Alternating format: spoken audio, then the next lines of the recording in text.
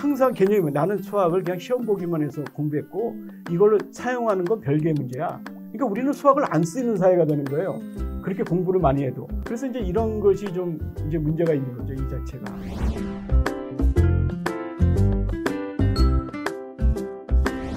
안녕하세요. 초등교사 이서윤의 초등생활 처방전입니다. 오늘도 최영기 교수님과 함께 하도록 하겠습니다. 교수님 안녕하세요. 네, 안녕하세요. 네, 수학에 대한 흥미, 수학을 사랑하는 마음이 중요하다라고 말씀해 주셨어요. 근데 이 외국하고 비교를 했을 때 우리나라 수학 교육과 좀 외국의 수학 교육의 차이가 어디서 이렇게 흥미 같은 거에서 차이가 나는 걸까요? 그 국제적으로 보면 우리가 그 수학 능력이 뛰어난 건 사실이죠. 네. 그러니까 그건 한마디로 말해서는 시험 준비가 잘 돼 있다는 거는 사실이에요. 학생들이. 우리가 문제 해결 그런 능력을 강화시켰지만 반면에는 수학적 사고를 약화시킨 측면이 또 있어요. 고등학교 1학년까지 딱 왔단 말이죠. 네. 그럼 어떤 학생은 속진을 하다 보면 이게 끝난 학생도 있는 거예요. 수학 그 내용이 수능을 볼 수 있는 그런 내용을 이렇게 다 공부한 학생들이 허다하고 또 어떤 경우는 초등학생이 뭐 예를 들어서 정석을 보는 예까지 있다 그러니까. 네. 근데 이제 문제는 뭐냐면 고등학교 거기서 이제 딱 스톱이 된 거죠. 네. 더 이상 들어올 개념이 없는 거예요. 그럼 뭘 하겠어요? 계속 문제를 푸는 거죠. 반복하는 거죠. 반복학습. 네. 근데 이제 그게 이제 문제가 되는 게 뭐냐면 문제를 너무 많이 풀다 보면 애들이 그걸 패턴화 시키는 거예요. 자동화 시키면서 문제풀이 기술자가 될 수가 있는 거죠.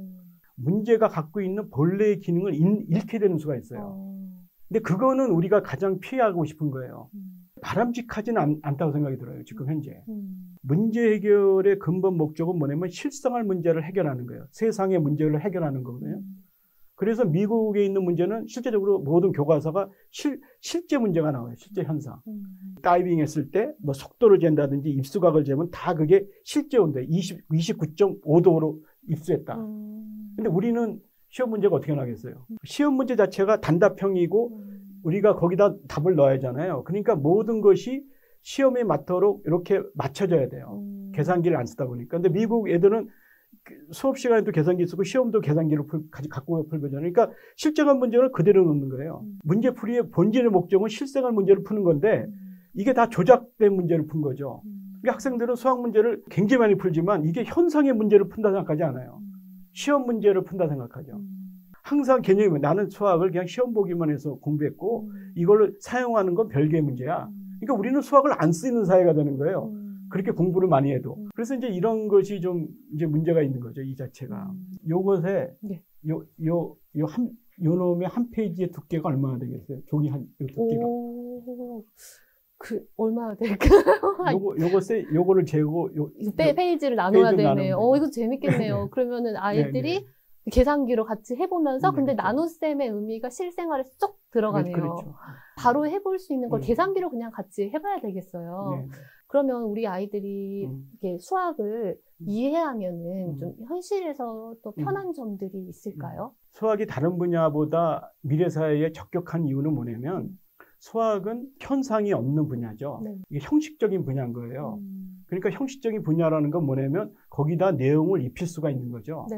그러니까 미래 사회에서 어떤 분야를 쓸 거냐 그러면은 확률적으로 가장 높은 게 수학인 거죠. 근데 그때 필요한 게 뭐냐? 그 문제 해결 능력이라기보다는 수학적인 안목 그런 것을 갖다가 미래 사회에 적용시키는 이제 그런 면들이 이제 수학적으로 중요한데 우리의 지금 교육의 철학은 이게 약간 약해요. 그래서 이제 해외에 나가다 보면 저도 유학 가서 정말 놀란 게 수학 교수들이 아니라 다른 교수들이 수학을 너무나 많이 한 것에 대해서 놀랐어요. 그만큼 수학이 기본적으로 작동하고 있어요. 물론 이제 제가 이걸 갖다가 정말 무책임하게 얘기할 수도 있는 거겠지만 좀 불안하죠, 부모님들이. 이제 왜냐면 다른 애들은 저렇게 많이 나간 것 같고 우리 아이는 떨어진 것 같고. 그러니까 참 이게 정말 우리나라 교육 문제처럼 어려운 게 없다 생각이 들어요. 근데 학생들이 억지로 하는 것은 저는 개인적으로 도움이 안 된다고 생각하고 의미를 느끼고 가치를 느꼈을 때는 뭐 걱정 없다 생각해요. 얘는 스스로 갈 거다. 왜냐면 부모님이 하란 소리 안 해도 얘는 스스로 분명히 가요. 그래서 결국은 얘가 그 공부하는 그런 이유, 가치를 느끼기까지 정말 기다려줘야 되거든요. 정말 불안하더라도. 그거는 부모님이 불안한 거지 저는 애가 불안하다고 생각하지 않아요. 부모님이 불안한 것을 자꾸만 애들한테 전달하다 보니까 자꾸만 지식을 그냥 쌓으면서 자기화 못하는 이런 현상들이 난 더 걱정이 돼서 오히려 마이너스 방향으로 가고 있는 애들도 있다고 생각해요. 오히려 공부한 것들이. 요즘 사회는 대학만 좋게 가서 끝나는 사회가 아니고 또 애가 억지로 해서 수학을 중간에 포기하면 또 좋은 대학도 갈 수 없을 거고 좀 멀리 보는 시야들을 그래도 꾸준히 가져야 된다고 생각해요. 이 어려운 때. 물론 이게 너무 어려운 얘기지만 그렇지만 그렇게 해야지 아이들도 행복하고 부모님도 행복할 거라고 생각해요. 미래를 보니까. 불안한 마음을 내려놓고 인내를 가지고 저희 아들도 그렇게 교육을 시켜야겠다라는 생각이 들었습니다. 근데 교수님께서 이렇게 책을 내시고 많은 활동들을 하고 계시는데 앞으로 또 어떤 활동들을 하실지 뭐 계획되신 거 있으신가요?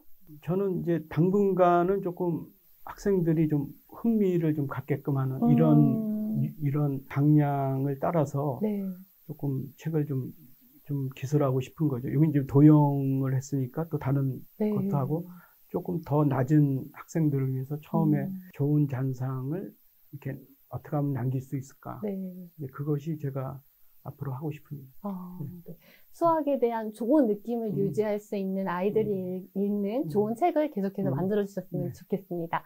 오늘 인터뷰도 감사드리고요. 우리 초중생활 서방전 구독자분들과 함께 인사 나누면서 인터뷰 마치도록 할게요.